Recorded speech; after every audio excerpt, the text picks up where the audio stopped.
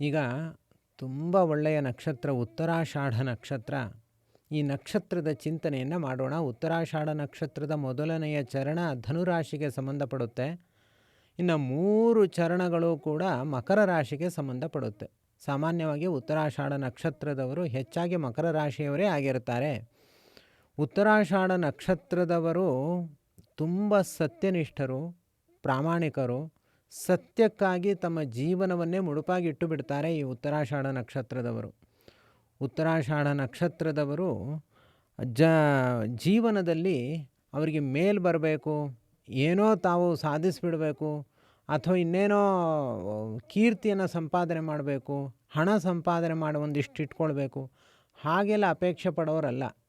ಅವರೆಲ್ಲದಕ್ಕಿಂತ ಹೆಚ್ಚಾಗಿ ಸತ್ಯ, ಧರ್ಮ, ನ್ಯಾಯ, ಪ್ರಾಮಾಣಿಕ ಜೀವನ, ಹೀಗೆ ಜೀವನದಲ್ಲಿ ಮೇಲ್ ಬರಬೇಕು ಅಂತ ಅಪೇಕ್ಷೆ ಪಡುವಂಥವರು ಉತ್ತರಾಷಾಢ ನಕ್ಷತ್ರದವರು. ಉತ್ತರಾಷಾಢ ನಕ್ಷತ್ರದ ದೇವತೆ ವಿಶ್ವೇ ದೇವತೆಗಳು. ವಿಶ್ವೇ ದೇವತೆಗಳು ಅಂತಂದರೆ ಅವರು ಯಜ್ಞದ ಆಹುತಿಯನ್ನು ಸ್ವೀಕರಿಸಿ ಎಲ್ಲರಿಗೂ ಕೂಡ ಒಳ್ಳೆಯದನ್ನು ಮಾಡುವಂಥವರು. ನಾವು ನಿತ್ಯವೂ ಕೂಡ ವಿಶ್ವೇ ದೇವತೆಗಳಿಗೆ ಆಹುತಿಯನ್ನು ನೀಡಿಯೇ ನಾವು ಊಟವನ್ನು ಮಾಡಬೇಕು. ಆಗ ಅವರು ಪಂಚಸೂನುಗಳನ್ನು ಪಂಚಸೂನ ಪ್ರಾಯಶ್ಚಿತ್ತಾರ್ಥಂ ವಿಶ್ವೇ ದೇವತಾಕ ವೈಶ್ವದೇವ ಹೋಮಾಖ್ಯಂ ಕರ್ಮ ಕರಿಷ್ಯೆ ಅಂತ ನಿತ್ಯವೂ ಕೂಡ ವೈಶ್ವದೇವ ಹೋಮವನ್ನು ನಾವು ಮಾಡ್ತೀವಿ. ಅಲ್ಲಿ ವಿಶ್ವೇ ದೇವತಾಕವಾದ ಯಜ್ಞವನ್ನು ಮಾಡಿದಾಗ ಅಲ್ಲಿ ಆ ಪ್ರಾಣಿ ಹತ್ಯೆಗಳನ್ನೆಲ್ಲ ಮಾಡಿ ನಾವೇನು ಆಹಾರವನ್ನು ಸ್ವೀಕಾರ ಮಾಡ್ತೀವಿ ಅದೆಲ್ಲವೂ ಕೂಡ ಪರಿಹಾರ ಆಗುತ್ತೆ. ಅಂದರೆ ನಾವು ಕೈಮೀರಿ ಮಾಡಿರುವಂತಹ ಪ್ರಾಣಿ ಹತ್ಯೆ ಅಂತಂದರೆ, ಪ್ರಾಣಿಗಳಂದರೆ ಅದಲ್ಲ, ಗಿಡ ಮರಗಳು, ಸಸ್ಯಗಳು, ಧಾನ್ಯಗಳು, ಅಲ್ಲೆಲ್ಲ ಪ್ರಾಣಗಳಿರುತ್ತಲ್ವ, ಅದನ್ನು ಹತ್ಯೆ ಮಾಡಿ ಊಟ ಮಾಡಿದಾಗ ಅದಕ್ಕೊಂದು ಪಾಪ ಬಂದಿರುತ್ತೆ. ಅದೆಲ್ಲ ಪಾಪವನ್ನು ಪರಿಹಾರ ಮಾಡಿ ಅದನ್ನು ಶುದ್ಧ ಮಾಡಿಕೊಡುವವರು ವಿಶ್ವೇ ದೇವತೆಗಳು. ಆದ್ದರಿಂದ ಈ ಉತ್ತರಾಷಾಢ ನಕ್ಷತ್ರದವರು ಕೂಡ ಎಲ್ಲ ಪಾಪವನ್ನು ಪರಿಹರಿಸಿಕೊಂಡು ಅತ್ಯಂತ ಶುದ್ಧರಾಗಿ ಇರ್ತಾರೆ.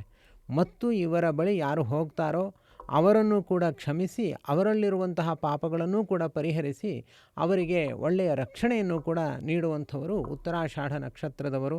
ಅವರು ಧನುರಾಶಿಯವರೇ ಆಗಿರಲಿ, ಮಕರ ರಾಶಿಯವರೇ ಆಗಿರಲಿ, ತುಂಬ ಒಳ್ಳೆಯ ಸ್ವಭಾವವನ್ನು ಹಾಗೂ ಸಾತ್ವಿಕತೆಯನ್ನು ಹೊಂದಿರ್ತಾರೆ. ಒಂದು ದೋಷ ಅಂದರೆ ಹಠ ತುಂಬ ಇರುತ್ತೆ ಇವರಲ್ಲಿ.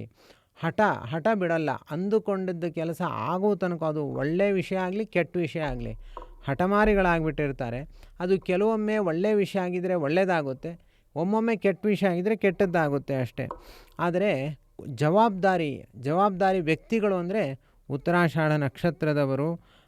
ಇವರ ಬಗ್ಗೆ ಪರಿಚಯವನ್ನು ಹೇಳಬೇಕಾದ್ರೆ ಉತ್ತರಾಷಾಢಾಸು ಜಾತಾನಾಂ ಧರ್ಮಶೀಲೋ ದೃಢವ್ರತಃ.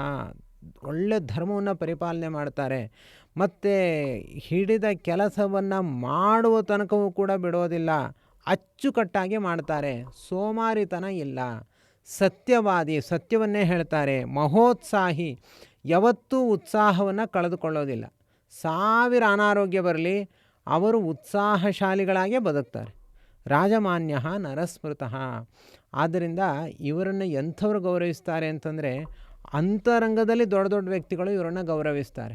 ಇವರು ಯಾರಿಗಾದರೂ ಸ್ನೇಹಿತರಾದರೆ ಸುಮ್ಮನೆ ಗುಂಪು ಕಟ್ಟಲಿಕ್ಕೆ ಸ್ನೇಹಿತರಲ್ಲ, ಅಂತರಂಗದಲ್ಲಿ ಇವರ ಜೊತೆ ಒಡನಾಟವನ್ನು ಇಟ್ಕೊಳ್ತಾರೆ ಉಳಿದವರು. ಯಾರು? ಜ್ಞಾನಿಗಳಾದವರು ಹಾಗೂ ತುಂಬ ಸಮಾಜದಲ್ಲಿ ಒಳ್ಳೆಯ ವರ್ಚಸ್ಸನ್ನು ಹೊಂದಿರುವಂಥವರೆಲ್ಲರೂ ಕೂಡ ಇಂಥವರ ಸಂಪರ್ಕವನ್ನು ಅಪೇಕ್ಷೆ ಪಡ್ತಾರೆ. ಒಂದು ಊರಿನಲ್ಲಿ ರಾಜ ಯಾರನ್ನ ಮಂತ್ರಿಯನ್ನಾಗಿ ಮಾಡಬೇಕು, ಒಬ್ಬ ಮಂತ್ರಿಯನ್ನು ಹುಡುಕ್ತಾ ಇದ್ದಂತೆ. ಆಗ ಒಂದು ಪರೀಕ್ಷೆ ಏರ್ಪಾಡು ಮಾಡ್ತಾನೆ. ಒಂದು ಸಣ್ಣ ಚೀಲದಲ್ಲಿ ಚಿನ್ನದ ನಾಣ್ಯಗಳನ್ನು ತುಂಬಿ ಅನೇಕ ಯುವಕರನ್ನು ಕರೆದು ಕೊಡ್ತಾನೆ. ಇದನ್ನು ತೆಗೆದುಕೊಂಡು ಹೋಗಿ ಇದನ್ನು ರಕ್ಷಣೆ ಮಾಡಿ ಅಂತ. ಆಮೇಲೆ 1 ವರ್ಷ ಆದಮೇಲೆ ವಾಪಸ್ ಕರೀತಾನೆ. ಯಾರ್ಯಾರಿಗೆ ಚಿನ್ನವನ್ನು ಕೊಟ್ಟಿದ್ದಾನೋ ಎಲ್ಲರೂ ವಾಪಸ್ ಕರೀತಾನೆ. ಅದನ್ನು ಕೇಳಿದಾಗ ಎಲ್ಲರೂ ಅದನ್ನು ಖರ್ಚು ಮಾಡ್ಕೊಂಡ್ಬಿಟ್ಟಿದ್ದಾರೆ. ಕೆಲವರು ಮನೆ ಕಟ್ಟಿದ್ದಾರೆ, ಕೆಲವರೇನೋ ಆಪತ್ಕಾಲ ಇತ್ತು ರಾಜ ಉಪಯೋಗಿಸ್ಕೊಂಡ್ಬಿಟ್ವು ಅಂತ ಕಣ್ಣೀರು ಹಾಕಿಬಿಡ್ತಾರೆ. ಇನ್ನು ಕೆಲವರು ಇಲ್ಲ, ಇನ್ಯಾರಿಗೋ ನಾನು ಸಾಲ ತೀರಿಸ್ಬಿಟ್ಟಿದ್ದೀನಿ ಅಂತಾರೆ. ಇನ್ನು ಕೆಲವರು ಬರ್ತಾರೆ, ಇಲ್ಲ ಮುಂದಿನ ವರ್ಷ ಕೊಟ್ಬಿಡ್ತೀನಿ ರಾಜ, ಸ್ವಲ್ಪ ನಮಗೆ ಅವಕಾಶ ಕೊಟ್ಬಿಡು ಅಂತಾರೆ. ಅದರಲ್ಲಿ ಒಬ್ಬ ವ್ಯಕ್ತಿ ಇದ್ದಂತೆ, ಅವನು ರಾಜ ಹೇಗೆ ಚಿನ್ನದ ನಾಣ್ಯವನ್ನು ಕೊಟ್ಟಿದ್ನೋ ಹಾಗೆ ಸ್ವಲ್ಪವೂ ವ್ಯತ್ಯಾಸ ಆಗದಂತೆ, ಯಾವ ರೀತಿ ಒಂದು ಧೂಳು ಅದಕ್ಕೆ ಹಿಡಿಬಾರ್ದು, ಅಷ್ಟು ಸುರಕ್ಷಿತವಾಗಿ ಅದನ್ನು ವಾಪಸ್ ತೊಗೊಂಡ್ಬಂದು ಕೊಟ್ಟನಂತೆ. ರಾಜನಿಗೆ ಆಶ್ಚರ್ಯ ಐತೆ, ಯಾರು ಇವನು ಏನು ಅಂತ ಅವನು ಬ್ಯಾಕ್ಗ್ರೌಂಡ್ ವಿಚಾರ ಮಾಡಿದಾಗ ಅವನೊಬ್ಬ ಕಡು ಬಡತನದ ಒಬ್ಬ ಹುಡುಗ, ಮನೆತನದ ಹುಡುಗ. ಬಡತನ ಅಂದರೆ ಅಷ್ಟು ಬಡತನ. ಅವರ ಮನೆಯಲ್ಲಿ ಮಳೆ ಬಂದು ಆ ವರ್ಷ ಮನೆಯ ಮೇಲ್ಛಾವಣಿಯೇ ಬಿದ್ದು ಹೋಗಿತ್ತಂತೆ. ಆ ಸಂದರ್ಭದಲ್ಲಿ ಅವರಮ್ಮ, ಇಲ್ಲ ನಮಗೆ ಆಶಯವೇ ಇಲ್ಲ, ರಾಜ ಬಹುಶಃ ಚಿನ್ನದ ನಾಣ್ಯ ಈ ಕಷ್ಟ ಕಾಲಕ್ಕೋಸ್ಕರ ಕೊಟ್ಟಿರ್ಬೋದು, ಸುಮ್ಮನೆ ಕೊಡಲ್ಲ ರಾಜರು ಯಾರೂ ಕೂಡ, ಇದನ್ನು ಉಪಯೋಗಿಸ್ಕೊ ಅಂತ ಹೇಳಿದ್ರೂ ಕೂಡ ಆ ಯುವಕ ಇಲ್ಲ, ಇದು ರಾಜ ರಕ್ಷಣೆ ಮಾಡುವಂತ ಅಷ್ಟೇ ಹೇಳಿದ್ದಾನೆ, ಆದ್ದರಿಂದ ಇದು ನಮ್ಮದಲ್ಲ, ಇದನ್ನು ಒಂದು ವೇಳೆ ನಾವೀಗ ಉಪಯೋಗಿಸಿಕೊಂಡು ಬಿಟ್ಟು ಜೀವನ ನಡೆಸ್ಬೋದು, ಆದರೆ ಶಾಂತಿ ಹಾಳಾಗಿಬಿಡುತ್ತೆ, ನಾವು ಮೋಸ ಮಾಡಿದಂತೆ ಆಗುತ್ತೆ ಅಂತ ಅವನು ಒಬ್ಬನು ಮಾತ್ರ ಅಂಥ ಬಡತನದಲ್ಲೂ ಆ ಚಿನ್ನದ ನಾಣ್ಯವನ್ನು ಹಾಗೇ ತೊಗೊಂಡು ಬಂದು ರಾಜನಿಗೆ ಒಪ್ಪಿಸಿದ್ನಂತೆ. ಇದು ಉತ್ತರಾಷಾಢ ನಕ್ಷತ್ರದವರ ಸ್ವಭಾವ ಅಂತ ಹೇಳಲಿಕ್ಕೆ ಈ ಕಥೆ ಹೇಳಿದೆ. ಉತ್ತರಾಷಾಢ ನಕ್ಷತ್ರದವರು ಹೇಗಿರ್ತಾರೆ ಅಂದರೆ ಇಷ್ಟೂ ಸಿನ್ಸಿಯರಾಗಿ ಬದುಕ್ತಾರವರು. ಮತ್ತು ಗಾಂಭೀರ್ಯ, ಉಳಿದ ನಕ್ಷತ್ರದವರು ಅಥವಾ ಉಳಿದವರು ಒಂದು ಸರೋವರ ಇದ್ದಂಗೆ, ಇವರು ಸಮುದ್ರ ಇದ್ದಂಗೆ. ಸರೋವರದಲ್ಲಿ ಒಂದು ಸಣ್ಣ ಕಲ್ಲು ಹಾಕಿದ್ರೆ ಅನೇಕ ಪ್ರವಾಹಗಳು ಉತ್ಪತ್ತಿಯಾಗುತ್ತೆ. ಒಂದು ಸಣ್ಣ ವಿಚಾರ ಹೇಳಿದ್ರೆ ನೂರಾರು ವಿಕಲ್ಪಗಳನ್ನು ಮಾಡ್ತಾರೆ. ಸಮುದ್ರಕ್ಕೆ ಕಲ್ಲನ್ನು ಎಸೆರಿ ಏನೂ ಆಗಲ್ಲ.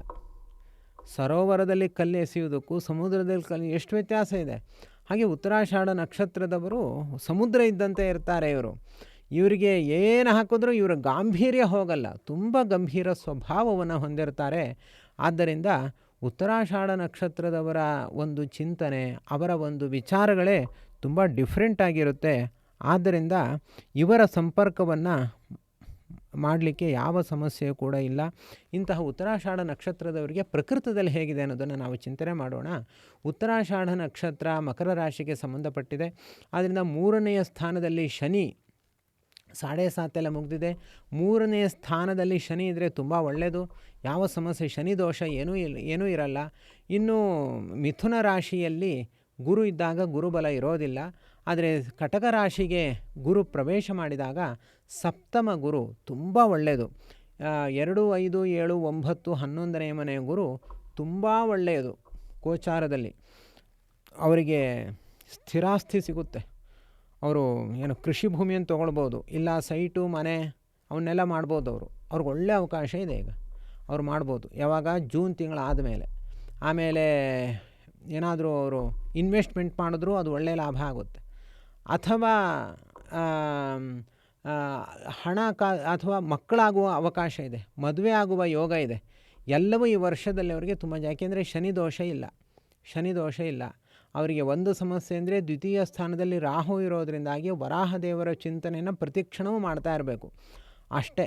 ಉಳಿದಿದ್ದಂತೆ ಶನಿದೇವರ ಅನುಗ್ರಹ ಇದೆ, ಗುರುವಿನ ಅನುಗ್ರಹವೂ ಕೂಡ ಇದೆ. ಆದ್ದರಿಂದ ಮಕರ ರಾಶಿಯವರಿಗೆ ತುಂಬ ಚೆನ್ನಾಗಿದೆ ಈ ವರ್ಷ. ಅದರಲ್ಲೂ ಕೂಡ ಉತ್ತರಾಷಾಢ ನಕ್ಷತ್ರದವರು ಒಳ್ಳೆಯವರೇ. ಆದ್ದರಿಂದ ಅವರಿಗೆಲ್ಲ ಗ್ರಹಗಳು ಒಳ್ಳೆಯದನ್ನು ಮಾಡಲಿಕ್ಕೆ ಕಾಯ್ತಾ ಇರ್ತಾರೆ. ಕಿಮಲಭ್ಯಂ ಭಗವತಿ ಪ್ರಸನ್ನೇ ಶ್ರೀನಿಕೇತನೆ ಅಂತ ಹೇಳಿದಂತೆ ದೇವರು ಇವರ ವಿಷಯದಲ್ಲಿ ಪ್ರಸನ್ನನಾಗಲಿಕ್ಕೆ ಕಾಯ್ತಾ ಇದ್ದಾನೆ. ಆದ್ದರಿಂದ ಸಂತೋಷ ಸಡಗರದಲ್ಲಿ ನೀವು ದೇವರ ಸೇವೆಯನ್ನು ಮಾಡಿ. ಯಾಕೆಂದರೆ ಗುರುಬಲ ಇದ್ದರೂ ಕೂಡ ಅವರ ಅನುಗ್ರಹ ಪಡ್ಕೊಳ್ಳಿಕ್ಕೆ ನಮ್ಮಲ್ಲಿ ಒಂದು ಯಾಚನೆ ಬೇಕಲ್ವ, ನಮ್ಮಲ್ಲಿ ಒಂದು ಪ್ರಾರ್ಥನೆ ಬೇಕಲ್ವ, ಮತ್ತು ಶನಿದೇವರ ಅನುಗ್ರಹವನ್ನು ಕೂಡ ಪಡೆದುಕೊಳ್ಳಿಕ್ಕೆ ಒಂದು ಪ್ರಾರ್ಥನೆ ಬೇಕಲ್ವ. ಅದಕ್ಕೋಸ್ಕರ ನಾನು ಇಲ್ಲಿ ಹೇಳಿದಂತೆ ನೀವು ಖಂಡಿತ ಮಾಡಿ, ನಿಮಗೆ ಶ್ರೇಯಸ್ಸಾಗುವುದು ನಿಶ್ಚಯ. ಇಲ್ಲಿ ಹೇಳಿದ್ದು ಮಾತ್ರವಲ್ಲದೆ ನಿಮ್ಮ ವೈಯಕ್ತಿಕವಾಗಿ ಯಾವುದೇ ಸಮಸ್ಯೆಗಳಿದ್ದರೂ ಕೂಡ, ನಿಮ್ಮ ಕಾರ್ಯಗಳಲ್ಲಿ ಯಾವುದೇ ಅಡೆತಡೆಗಳಿದ್ದರೂ ನೀವು ಲಕ್ಷ್ಮೀ ನಿಲಯನಾಗಿರುವಂತಹ ಶ್ರೀ ನಾರಾಯಣ ದೇವರನ್ನು ಅಥವಾ ಶ್ರೀಕರ ನಾರಾಯಣ ದೇವರನ್ನು ವಿಶೇಷವಾಗಿ 1 ವರ್ಷಗಳ ಕಾಲ ಅಖಂಡವಾಗಿ ಸೇವಿಸಿರಿ, ಆರಾಧಿಸಿರಿ, ಭಜಿಸಿರಿ, ಹಾಗೂ ಅವರ ಬಗ್ಗೆ ತಿಳಿದುಕೊಳ್ಳಿರಿ. ಆಗ ನಿಮ್ಮ ಕಷ್ಟಗಳು ಅದು ಎಷ್ಟೇ ಕಠಿಣವಾಗಿದ್ದರೂ ಕೂಡ ಪರಿಹಾರವಾಗುತ್ತೆ. ನಾವು ಒಂದು ಹೆಜ್ಜೆ ರಸ್ತೆಯಲ್ಲಿ ಇಟ್ಟಾಗ ಆ ಮಾರ್ಗ ಅತ್ಯಂತ ದೀರ್ಘವಾದ ಮುಂದಿನ ಮಾರ್ಗ ಎಲ್ಲವೂ ಕೂಡ ಹೇಗೆ ಗೋಚರವಾಗುತ್ತೋ ಹಾಗೆ ಒಂದು ಹೆಜ್ಜೆ ನಾವು ಶ್ರೀಕರ ನಾರಾಯಣ ದೇವರ ಬಳಿ ಇಟ್ಟಾಗ ನಮ್ಮ ಭವಿಷ್ಯದ ಮುಂದಿನ ಎಲ್ಲ ದಾರಿಯೂ ಕೂಡ ಗೋಚರವಾಗುತ್ತೆ. ಲಕ್ಷ್ಮೀ ವೀಕ್ಷಣವೆಂಬ ಶ್ರೀಮನ್ನಾರಾಯಣ ದೇವರ ವೀಕ್ಷಣ ಎಂಬ ದೀಪ ಆ ದಾರಿಯಲ್ಲಿ ಬೆಳಗುತ್ತೆ. ನಿರಾತಂಕವಾಗಿ ನಾವು ಸಂತೋಷ ಉಲ್ಲಾಸ ಉತ್ಸಾಹಗಳಿಂದ ಆ ದಾರಿಯಲ್ಲಿ ನಾವು ಚೇತೋಹಾರಿಗಳಾಗಿ ನಾವು ಸಾಗಬಹುದು. ಅದಕ್ಕೋಸ್ಕರ ಕಿಮಲಭ್ಯಂ ಭಗವತಿ ಪ್ರಸನ್ನೇ ಶ್ರೀನಿಕೇತನೆ ಎಂಬಂತೆ ಶ್ರೀ ಲಕ್ಷ್ಮೀನಾರಾಯಣ ದೇವರು ನಮ್ಮ ವಿಷಯದಲ್ಲಿ ಪ್ರಸನ್ನರಾದರೆ ಅದಕ್ಕಿಂತ ಸಂತೋಷದ ಸಂಗತಿ ಮತ್ತೊಂದು ಇರೋದಿಲ್ಲ.